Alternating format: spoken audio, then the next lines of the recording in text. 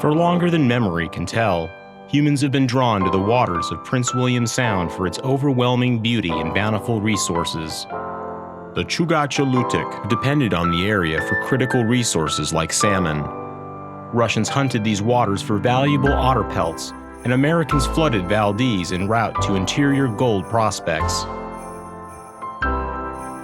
After Alaska became the 49th state in 1959, focus began to shift towards a new bonanza of black gold. The 1968 discovery of the Prudhoe Bay oil field would change Alaska's economy forever, kicking off an oil boom with the construction of the 800-mile Trans-Alaska Pipeline, running from the North Slope to the port of Valdez. With the completion of the $8 billion pipeline, oil production quickly became the main economic driver in the young state, raising incomes and leading to the creation of the Alaska Permanent Fund. But as the money started piling up, so did concerns about how the oil was being transported after it left the pipeline. Oil tankers will be moving in Alaskan waters for the next 25 years. They are the largest and potentially the most dangerous of man's creations ever to sail the oceans.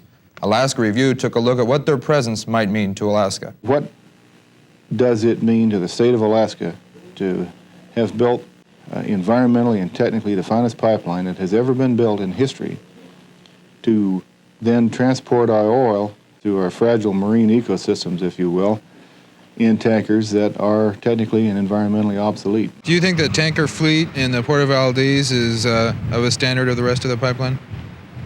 Not yet. At 12:04 a.m., March 24th, 1989, the tanker Exxon Valdez struck Bligh Reef. We're approaching the Exxon Valdez. She's hard aground. She's got the starboard slop tag, starboard wing tank, and possibly 5 center are impacted. It was the beginning of the greatest environmental disaster in Alaska's history. We're at her stern. Smell oil over here on this side, on the downwind side. When the sun came up the next day, it was clear this place would never be the same. There's oil on the deck of the ship. Oil in the water. It's Glacier Island off the bow there. Almost 9 hours after the grounding, the waters around the leaking supertanker were still quiet. There were no skimmers, no skiffs deploying booms. Nothing to stop the oil from spreading. There's the buoy. It was a tragedy that would develop in slow motion. Where the oil was out past it. Over 16 hours had already been lost before the first oil containment crew finally arrived. They didn't have enough skimmers, skiffs, or booms to control the growing sea of oil, already miles wide. Efforts to offload the oil had already been started, but were delayed due to lack of equipment. The cavalry may have arrived, but without the guns, horses, or men needed for a fight. Sea conditions were ideal for containment, yet first responders struggled to control the situation. Without the necessary preparation and response, it was simply too late the instant the supertanker ran aground. It wouldn't take long before this huge problem became a huge story.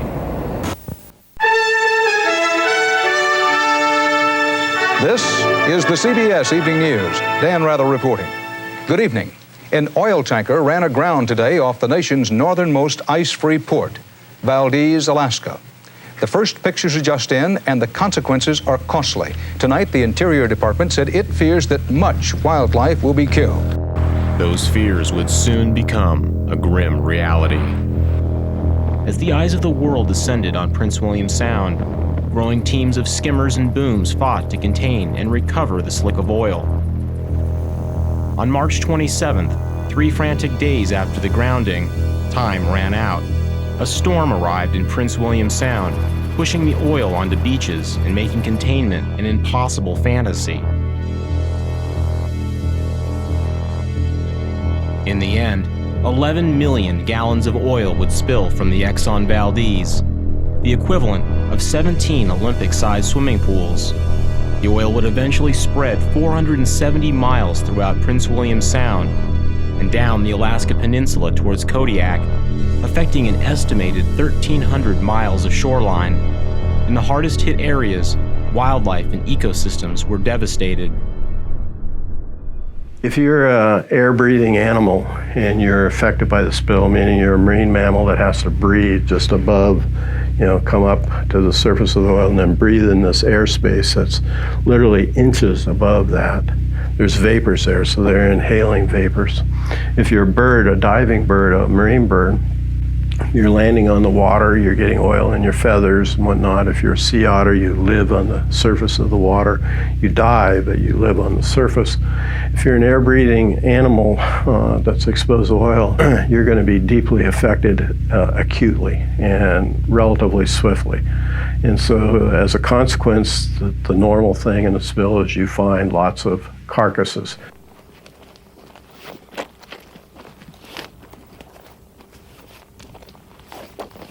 As images of the aftermath began to spread, an unprecedented cleanup effort began to mobilize. Eventually, the oil will be generated into a thick foam. It will have to be raked up by hand and put into containers. On rocky shores like this, high-pressure hoses can be used to blast the oil back to the water, where it can be picked up by skimmers. But eventually, people are going to have to kneel down at each rock and scrape them by hand.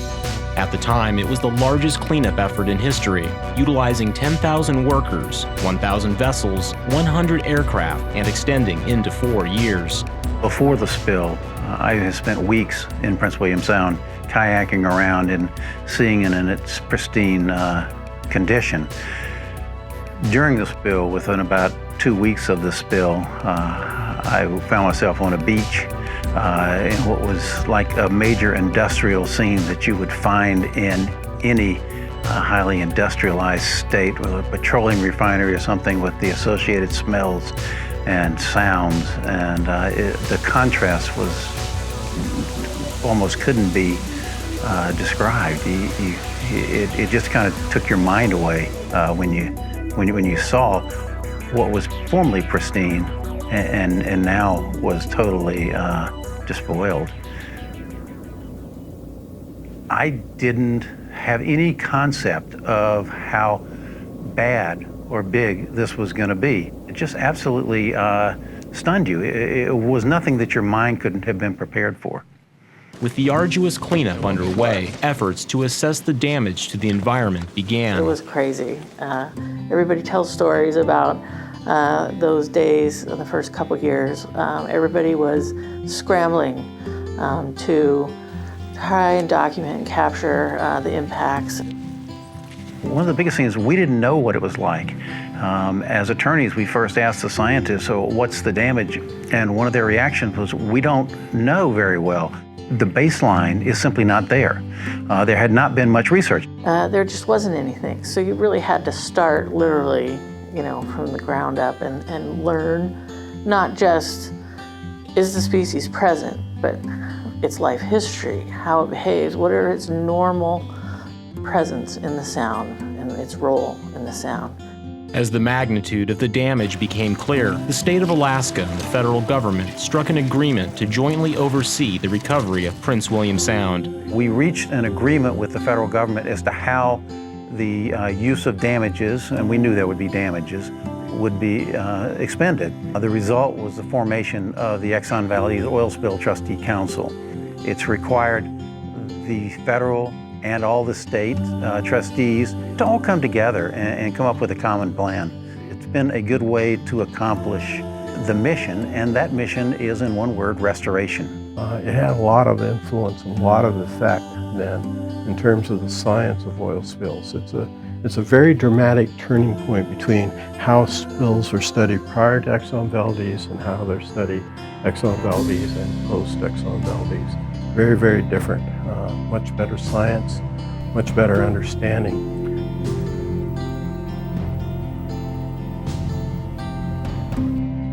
Now it's 30 years later. Even at 20 years, we saw lots of recovery within 2 or 3 years.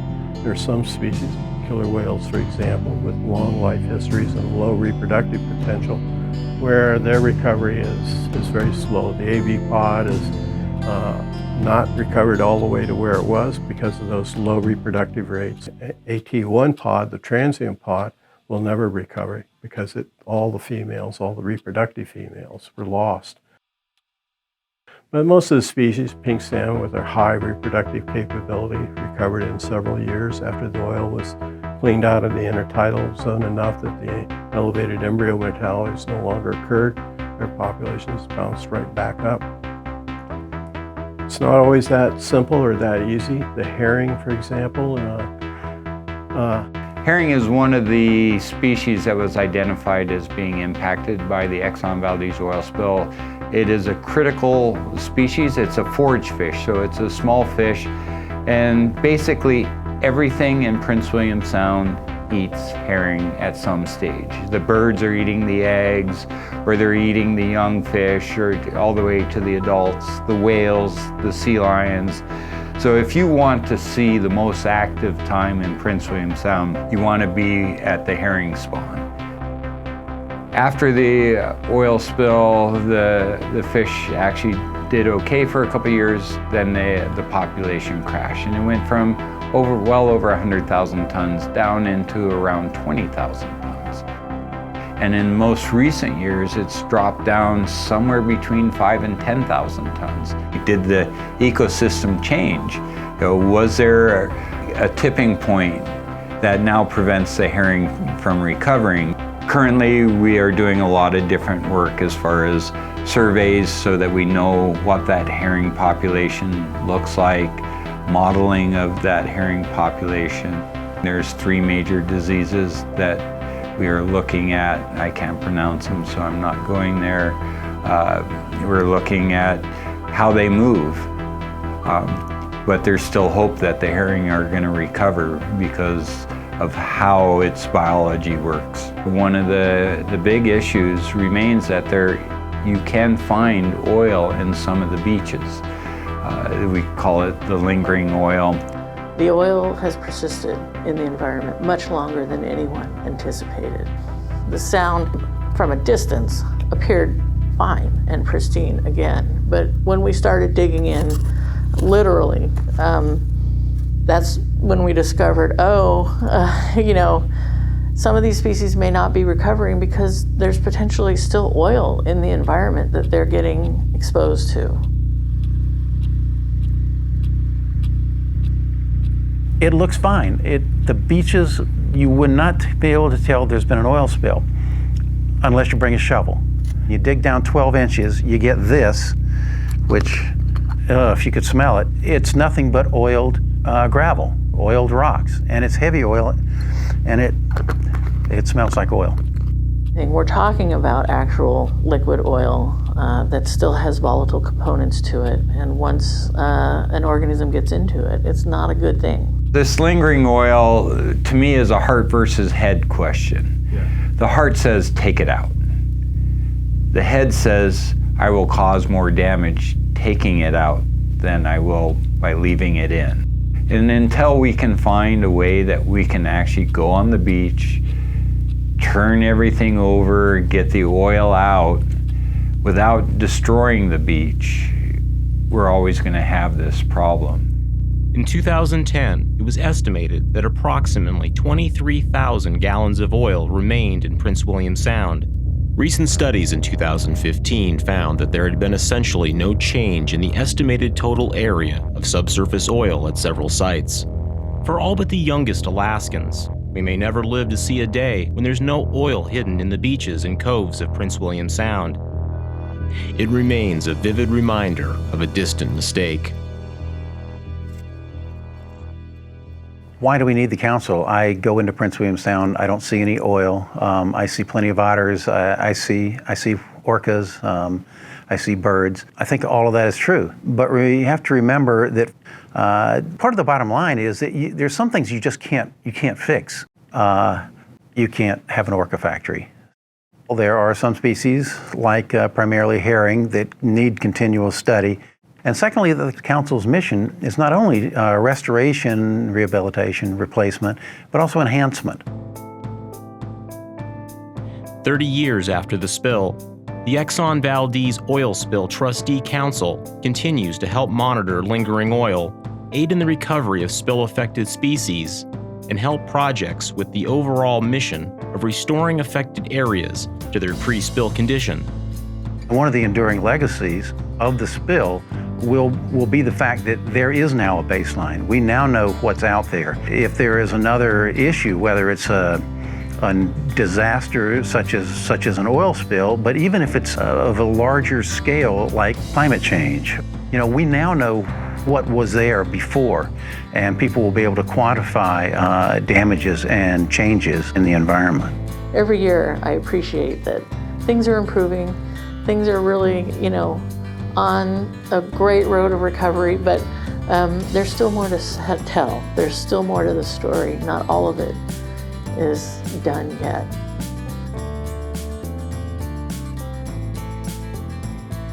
Everybody asks that question. I even ask that question. Why are we still here? There is good reason. There is work that can be done in the future. There will be future challenges for species injured by the spill. So it is important. Prince William Sound is a treasure for all Alaskans and an inheritance worth investing in. By learning from its past and planning for the future, we can continue to enjoy its beauty for generations.